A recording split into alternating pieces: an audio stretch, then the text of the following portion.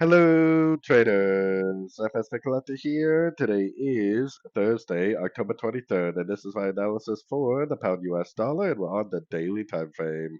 So, anyways, the pound dollar overall, I am definitely still very bearish. I still think this needs to go down to this 100% Fibonacci extension because I still think this is a regular flat.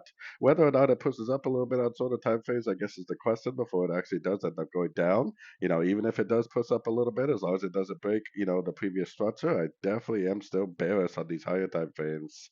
Going down to the 1 hour time frame, now it does have a little bit of a five-wave structure to the downside. So we have our Fibonacci retracement on the whole move right here. We did definitely had a pretty impulsive up yesterday, a very corrective down in the Asian session. I would expect this to be an A, a B. Maybe it is going to drift up, grab some of these highs right here, maybe to like the 50 to 61% today for a wave C, possibly setting itself up for the CPI inflation data news tomorrow. And maybe tomorrow's CPI inflation news will cause the continuation of the higher time frame downtrend. Definitely be a little bit cautious with this wave C, though. I personally am not trading into the long side because I am definitely still only looking for shorts in a downtrend.